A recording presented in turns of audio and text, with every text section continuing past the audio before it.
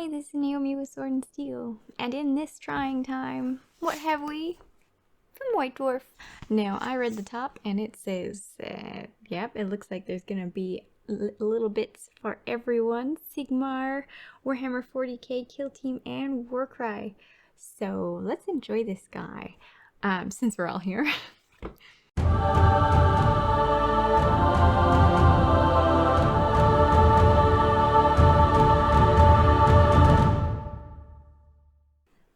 So, in this White Dwarf, we've got, this is issue 452, and that means it is March 2020. We've got Index, Astartes, Space Wolves, Galactic Wog Zone, Orc Mech Worlds, cute. New Age of Sigmar campaign, Stormvault Warlords grand finale, new rules for Kill Team and Warcry, and much more for Warhammer Age of Sigmar and Warhammer 40k.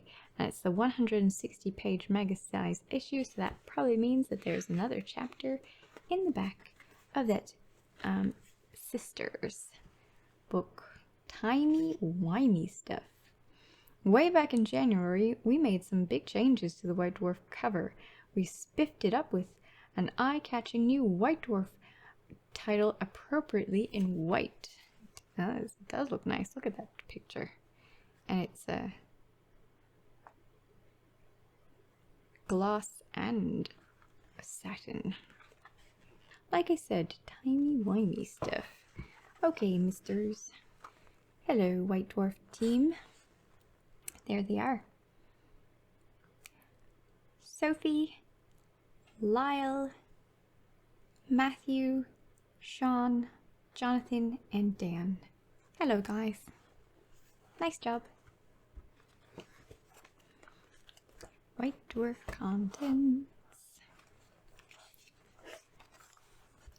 Contact. Oh, I think this is one where you ask questions, where we feature your thoughts, questions, and painted miniatures. A question about veterans. Hello, White Dwarf. I've been a long-time collector and player going all the way back to Rogue Trader days.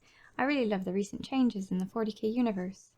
The new Space Marines Codex is terrific, and I can't wait to get my hands on the Raven Guard and Imperial Fist supplements. Now to the heart of the matter. I'm currently working on creating a chapter of my own, and I have a question about the Ultima Founding. Because the Ultima Founding chapters are comprised solely of Primaris Space Marines, do the members of the first company wear Terminator armor? If not, what do the first companies of these chapters look like? A good question, Stephen, they say. Basically, Ultima Founding chapters have no suits in Terminator armor. Their first company is still made up of vets. They just wear Mark X armor instead. In game terms, you can represent them using the Veteran Intercessor stratagem in Codex Space Marines. There are even some Veteran Intercessors with white helmets featured in the Imperial Fist Codex supplement. Cool. Painting question. What was the paint of these these gargoyles, I guess? And there it is. Oh, I like that guy. Moloch by Justin Kieswetter, I think. Nice. Hey, Gotrick. Gotrick by Nathan Cartrick. Sons of the Phoenix Space Marine Captain by Phil Lewis. Nice pacing, Phil. Hello, Grombrindle. Ooh, look at that. Pretty. A Skink Star Priest by Thilo Engels. Engels? Gandalf. He looks peaceful. By Amy Snuggs and Janice Drake. That's good. By Jean-Baptiste Garridel. Garridel.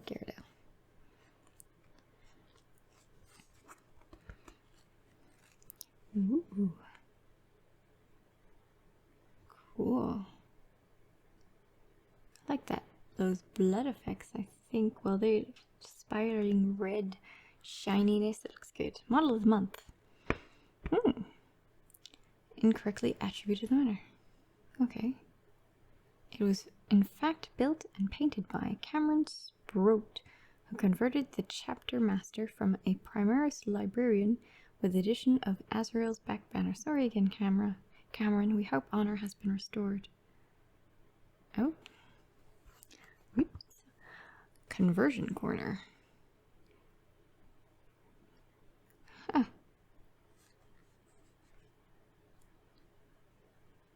Cool. Worlds of Warhammer. It delves into the background of Age of Sigmar. In this installment, Jordan Green talks about his dudes, in this case, the Morka Gorka Mad Lads. Hello, Jordan Green.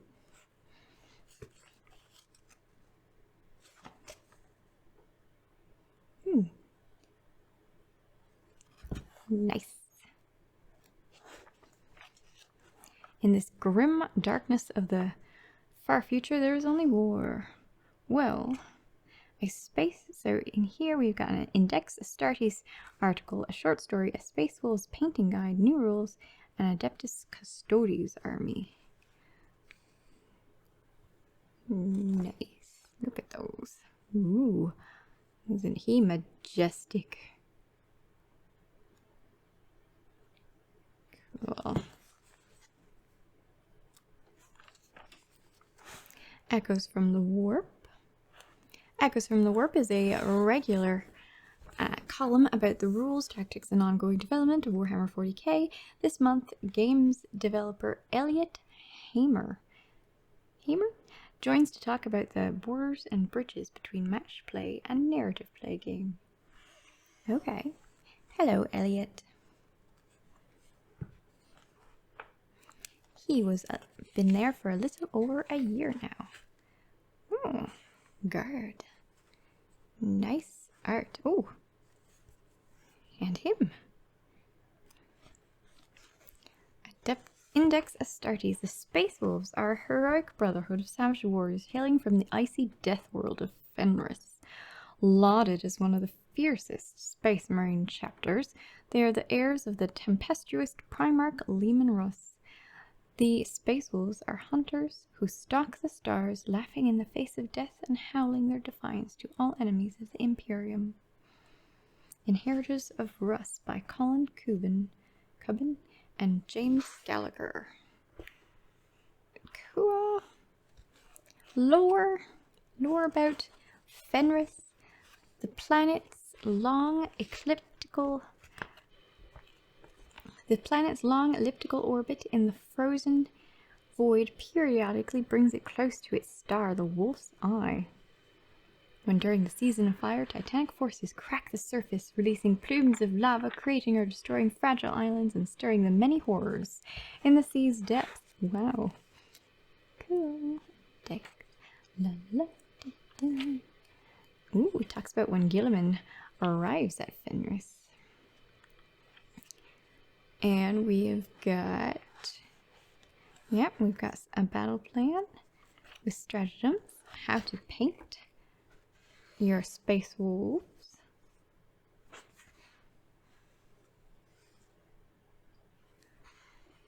In the classic style versus, I'm assuming, the contrast style.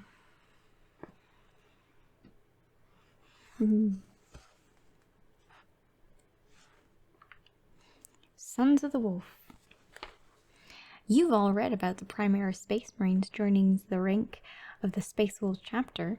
Now you get to see a load of painted examples. Here's a selection of our favorite Primaris Space Wolves models painted and converted by members of the studio team. Cute. Oh, it's that new one, all space wolved up. In the Invictor war suit.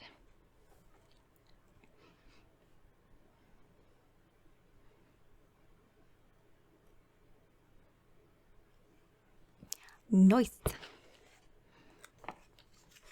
Ooh, more.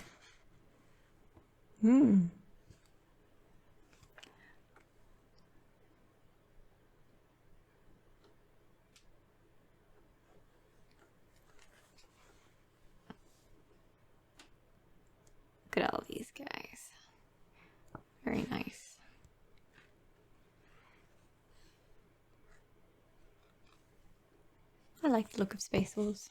Ooh. Orc Mech Worlds. Galactic War Zones. Okay, I thought that was what it was. Yeah, Galactic War Zones is an ongoing series of articles showing you how to build and paint your Warhammer 40 armies based around the many planets on which they live and fight. But this month, the orcs have taken over. Grab your choppers, we're headed for a mech world. Okay, let's do it. Loot it, lads! Oh my gosh. Look at those drills. Alright. Da Brute Ram Drilla Killa by Jamie Forster.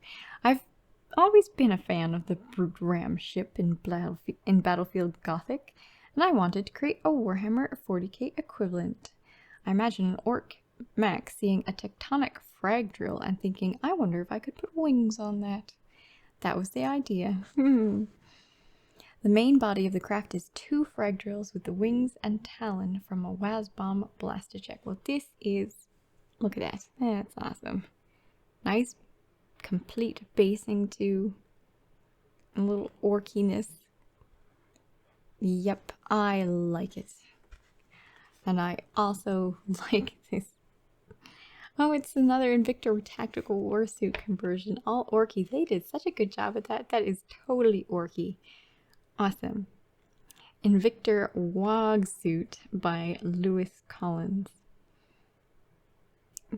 Fantastic. Nemesis Dread Knight. With a cyborg orc as the pilot. These are Def Dread and Mecha Dread. It's awesome. Kill cannon taken from a battle wagon upgrade pack. Ooh. That is amazingly cute. Oh, look at that. It's a track and they made it into a bike. I built this scrap bike from a racing game I was playing with my gaming group, says John. It's made out of a Chimera's track unit with orc bike teeth on the front, a big shooter, and a slightly manic grot pilot. That is probably my favorite conversion in my life. This is just awesome.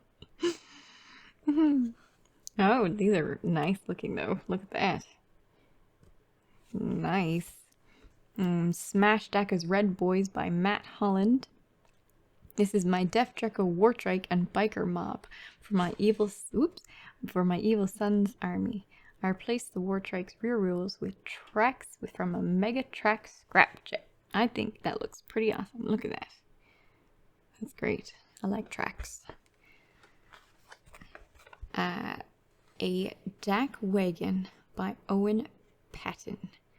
Bad Moons are the richest orcs, so their battle wagons must have the biggest guns, says Owen.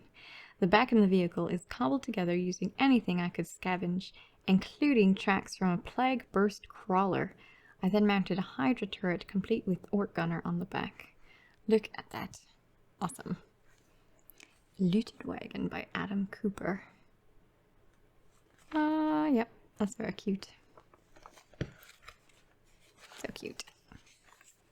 The Big Mechs Workshop. Look at that beast.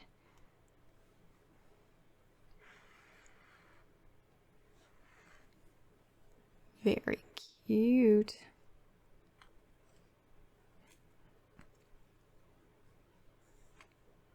Nice details. Who created it? Built by Adam Cooper. I like it. Like it very much. Ooh, a mysterious menace. Of all the hostile agents in the 41st millennium, few are as rarely encountered or as poorly understood as the Zoats. Highly intelligent and technologically advanced, these enigmatic creatures typically appear alone, working towards shadowy goals that can only be guessed. So, on the opposite page, you'll find rules for using the archivist from Warhammer Quest Blackstone Fortress Deadly Alliance in your games of Warhammer 40k Kill Team, including a new datasheet representing the creature's strange tech and abilities. Okay. Ooh, a bunch of different things. How to use it in the game, and specifically, it has, let's have a look. It has a movement of 5 inches, 3+, 3+, strength 5, toughness 4, 6 wounds, 4 attacks, 9 leadership, 3+ to save, maximum 1 in your armor.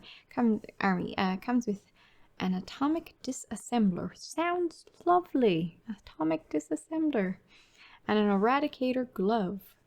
Okay, the atomic disassembler at 18 inches, pistol 1, so you can shoot it in melee. 8 strength, -3 AP, d6 damage. Attacks made with this weapon do not suffer the penalty to hit rolls and injury rolls for the target being obscured. Cool. That's pretty nasty. Eradicator glove in melee, so its strength is ×2, so 10, -3 AP, 3 damage each, and you have 4 attacks. When attacking with this weapon, you must subtract 1 from the hit roll. Okay. Woo. So I guess he likes to get up close. Yeah. He likes to get up close, shoots with his pistol. Well, in the meantime, shoots with his pistol, and then squish, squish, squish, squish. Cool. Abilities. Disruptive Influence. When taking nerve tests for models in your kill team that are within 6 inches of any models with this ability, do not apply the -1 modifier for each other friendly model within 2 inches. Yeah, you're against this guy, I guess. Yes. Well, that makes sense because he's just so scary. Look at that guy. Pretty awesome model. Alien Manipulators. Oh, and it's the lore behind it. Oh, look, we got a nice picture of him. Look at that guy.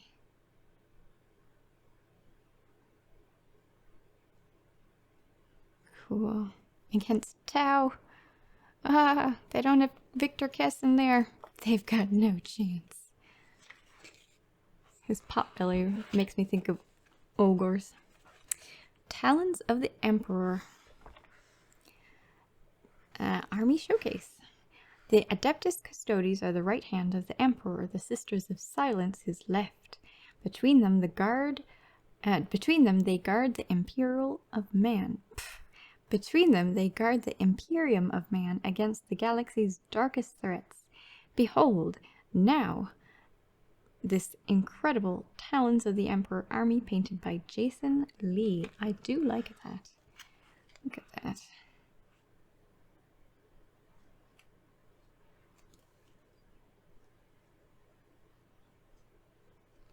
That's a lot of Sisters of Silence. Cool. Ooh, little guy in the back. I mean, not little, big guy in the back. Bunch of other guys there too. Wow. Look at those massive tanks. Some little rhinos.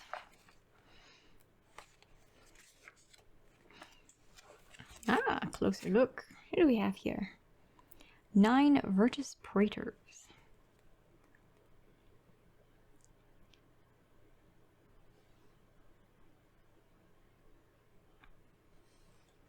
Wow. Colors of the Shield Company. Cool. He's got his color scheme there. Nice. Hello, Jason Lee. Nice paint job.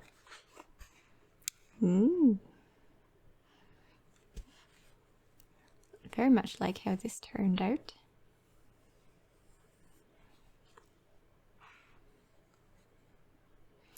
One thing I stayed away from this army was weathering. Tried to make it look gorgeously well kept. Looks good. Ooh. There's the big guys from out back.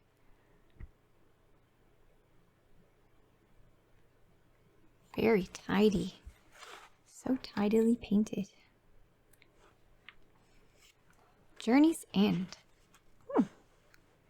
As the Indomitus Crusade spreads across the galaxy, the Adeptus Custodes are tasked with bringing Primaris Space Marines to the scattered Space Marine chapters, but some of them are not that easy to find, as you'll soon discover in this story by Dirk Wayner. Cool.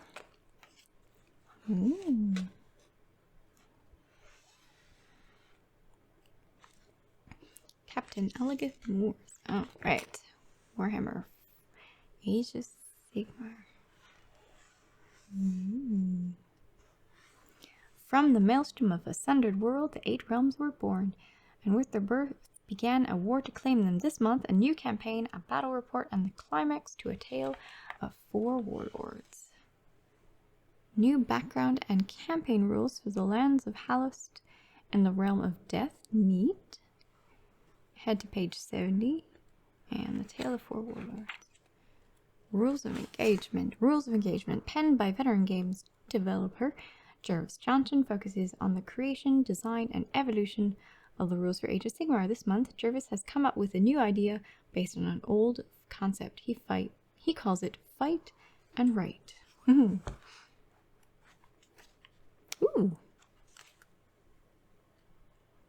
Cool.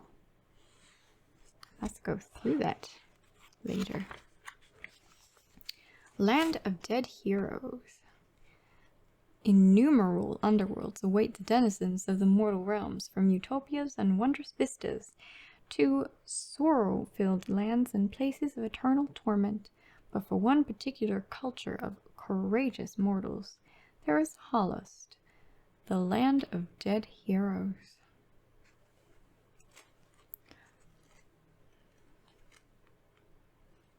Well, Sigmar brought order and civilization to Shyish inner lands. In Halos, the noble dead were wary of Sigmar's arrival. The living had always been barred from their lands. I must go through that. That sounds interesting. Ooh. Oh, look at all this lore. Oh, the Nordury. The valley known as the Nordury was once a holdout for proud warrior spirits who would not bow to any master. The surrounding lands have ever been replete with the death energies of those spirits and of their enemies, but are now also infused with the spiteful curses of the great necromancer. Look at those nice art. The armies that battle over the Nordury must contend with a pervasive sense of doom, knowing that Nagash has marked it as his own. Campaigns in Halost. So the stats and stuff that involve doing that.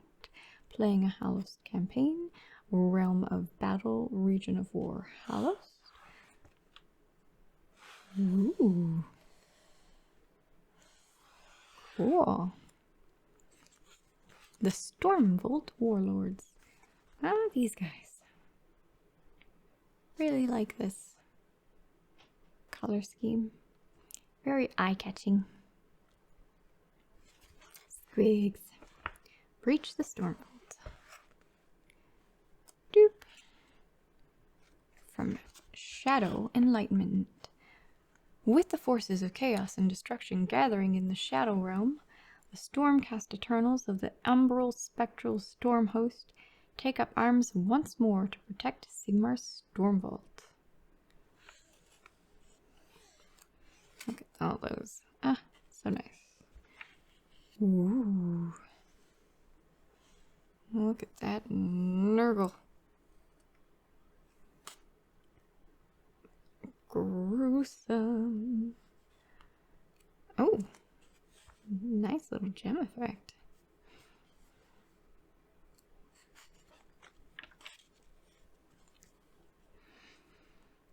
Hello, Deepkin. Oh, you do look good. Look at that.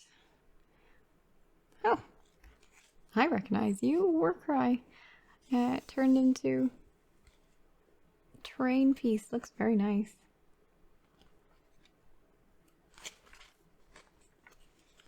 Oh, the squigs. So many squigs. Ooh. Nice paint job. I like that. Colossal squig. I see the moon in the background. Are the mysteriously sourced mushrooms around? No? Over the moon, from the dank force of Ulgu they came, a bouncing tidal wave of squigs and grots. Oh, so that's what's in Ulgu. With the light of the bad moon shining upon them, they make their bid to claim one of Sigmar's hidden treasure trove. No wonder Ulgu, no one comes back. Breach the storm vault. Alright. Oh, it's a battle report. Don't want to show that off.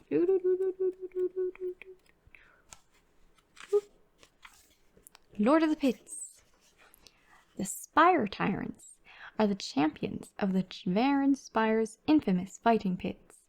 Their lives dominated by ceaseless killing. Weapons are highly prized by these brutal warriors, so when word reaches your warband of a great treasure, you must surely claim it for your own. Spire Tyrants, one of the very few that I do not have. Lord of the Pits, new rules.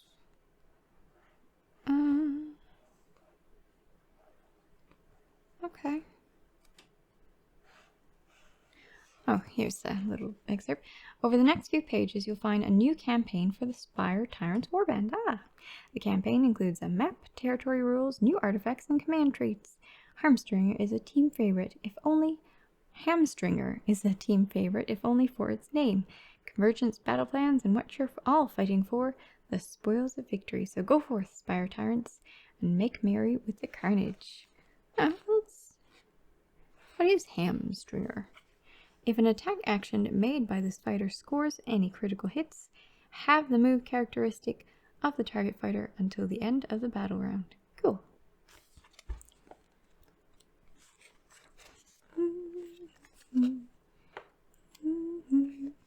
Glory points for Underworlds. Nice.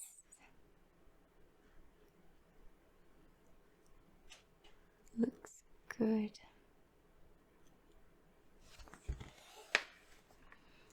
Alien intelligence. Retinue characters. A new retinue character. Is it a Jacaro? That is really cute. Oh my gosh. The Blackstone Fortress attracts many explorers, be they humans looking for plunder or aliens with their own esoteric agendas. Quite why the Jokera are investigating the fortress is a mystery, but one of their number has gone missing. Your team must rescue him. Oh, so cute. I love that little guy. So he's a retinue character, which means that he's got a limited, bit of a restriction. He's like an NPC. And he is the Tinkerer. Alright, let's see what the Tinkerer does. Alright, so his movement is 3. His defense... stay there. His defense is a square, not cute. His agility is great though, with a hexagon, or pentagon. The blue dice. And vitality is good with the purple dice, size small. He has see below for his weapons. Inconceivable customization. The first time during their activation that an explorer takes a weapon action whilst they are within the same hex as the Tinkerer, roll a purple dice before taking that weapon action. If the result is a critical success, you can reroll any failed action dice for that weapon action. Well, that is nice. I mean, it's the first time during their activation. So yeah, that's pretty nice little ability. A creature of pure science. Do not roll activation dice for the Tinkerer. Instead, it can take up to 3 of the following actions in any order and combination. Move, Recuperate, Defense Orbs, Incessant Tinkering, or Jakaro digital weapons actions. In addition, the Tinkerer can never gain inspiration points. Okay. That's a pretty standard way of going about a retinue character. They don't roll activation dice. They have just these set standard abilities that they can do. And some of them are Defense Orbs. This action can be taken once per activation phase. If this action is taken, the Tinkerer is defense value purple dice instead of square dice until the next time it is activated. Oh, that's handy. Can take up to 3 of the following. Okay. Incessant Tinkering. The Tinkerer can take this action if it is adjacent to or in the same hex as an explorer. Increase the value of a single activation dice on the explorer's character card activation track by 1 to a maximum of 6. That's handy. This is a very handy little guy to have right next to someone. Cool. Jakaro Digital Weapons. This weapon action can be taken once per activation phase. When this action is taken, the leader can choose to use 1, 2, or 3 of the Tinkerer's remaining actions to take this weapon action. The number of action used determines which action dice is used to make the attack roll as shown below. A square 1, a triangle 2, and a pentagon 3. So blue dice for 3 actions, purple dice for 2 actions, and square dice for 1 action. Handy. A resource card of value 2 or more is discarded. Ah, the secret agenda. Well, that's not too difficult, a secret agenda. 2 or more though. When do you want to give up that? I guess it depends on what he does on the side. So he increases his movement by 1. His defense stays the same, agility is the same, vitality is the same.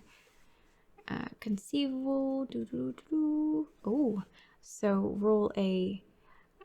It used to be the purple dice, now it's the blue dice before, so that makes it more likely to happen that on a critical success you can reroll any failed action dice. So that is handy. I don't know whether it's worth giving up your treasure for yet. This action can be, if this action is taken, the Tinkerer is defense value. Okay, so that does become better. I mean, if things get really nasty, these 2 improvements does help, and your money's not gonna do you any good if you die. Incessant Tinkering. Incessant Tinkering also increases that explorer's character and card activation track by 2, so increases the value of a single activation by 2 instead of 1. That is good. And the number of action used determine which action dice. So instead, for 1 action, it's 2 dice. For 2 actions, it's 2 purple dice, and for 3 actions, it's 2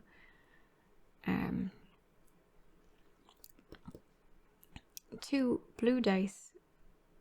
So if you use all of that, you're likely going to hit. It's neat that this doesn't require any.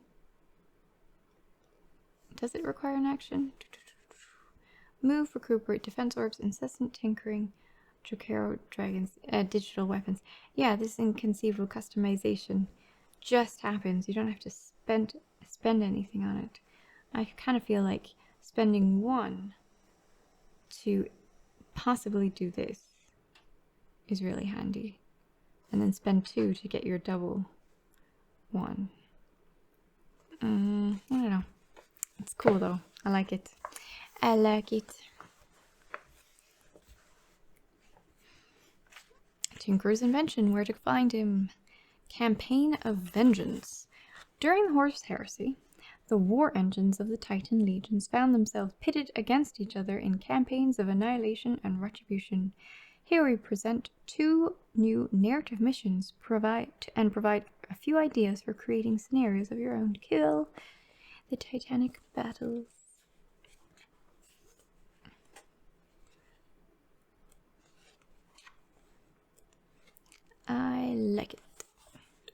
a return to Holy Terra. This month we've joined in an interview corner, it's just a table really, by Black Library author and former White Dwarfer Graham McNeil. Here, Graham chats about his time at Games Workshop, his move to writing novels, and his latest work, Sons of the Selenar. I will leave that for you to read.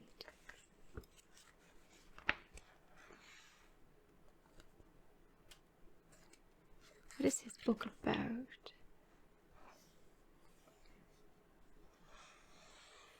Magnus. Cool. Oh, and it's the Faith and Fire, chapter 3. Look at that page. Look at that nice.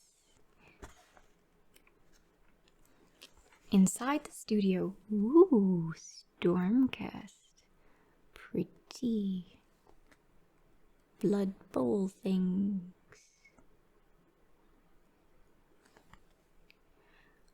Under the sea.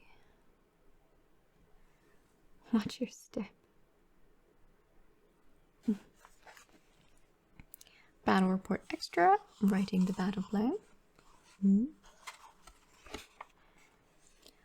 Ooh! War scrolls. Ah, Squigapalooza. Alright. Squigapalooza. Over the next 3 pages, we present the rules that Sam cooked up for Ben's quartet of converted Squig shaman. Feel free to try them out, or even make some war scrolls for your own heroes.